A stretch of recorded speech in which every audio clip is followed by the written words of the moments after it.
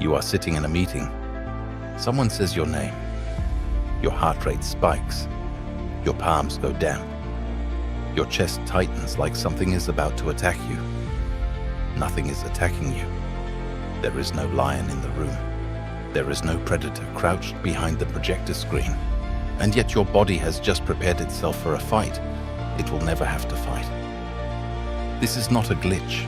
This is not anxiety malfunctioning. This is your brain doing exactly what it was built to do, using a system that is over 2 million years old. Here is the strange part. The system was never designed for meetings.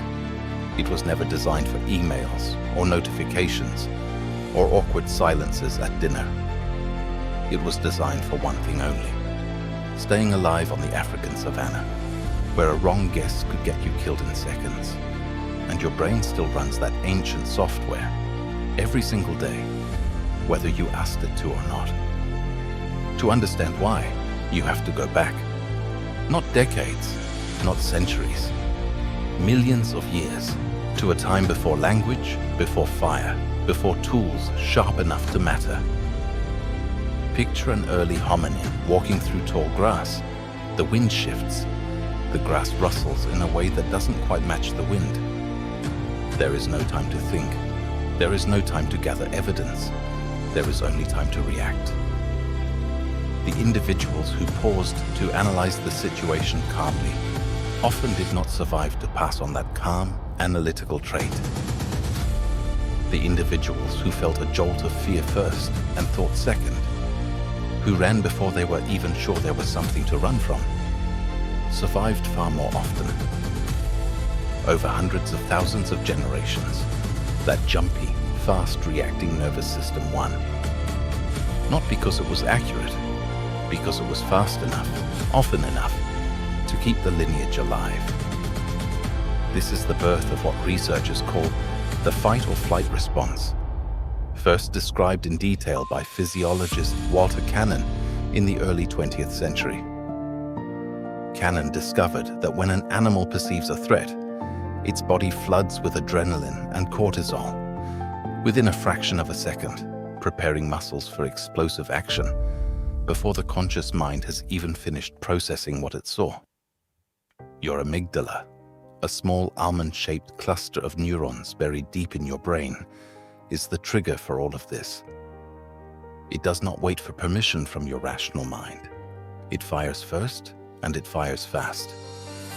Because for most of human history, hesitation was the more dangerous choice.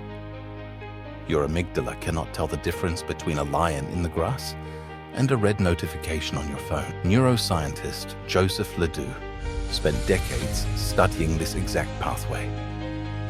He found that sensory information travels to the amygdala through two separate. One goes through the thinking, reasoning parts of the brain first, slower, but more accurate. The other, which LeDoux called the low road, bypasses conscious thought entirely and goes straight from your senses to your amygdala. The low road is why you flinch at a shadow before you even register what it is. It is why your heart pounds before you have consciously read the subject line of an alarming email. This made perfect sense on the savannah, but you do not live on the savannah anymore. You live in a world of deadlines, comment sections, and unanswered text messages. And your amygdala treats almost all of it the same way it once treated a lion in the grass. Your body cannot easily distinguish between a physical threat and a social one. Being excluded from a group, being criticized in front of others, being ignored by someone you care about. These register in the brain using strikingly similar neural circuitry to physical danger. Psychologist Naomi Eisenberger ran an experiment where participants played a simple ball-tossing game inside a brain scanner.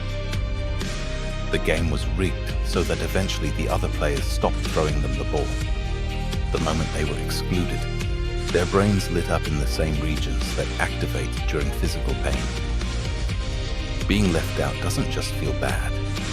To your ancient brain, it can register as a genuine threat to survival, because for nearly your entire evolutionary history, The group was your survival. Humans who were cast out of the group faced a death sentence, almost as certain as any lion attack.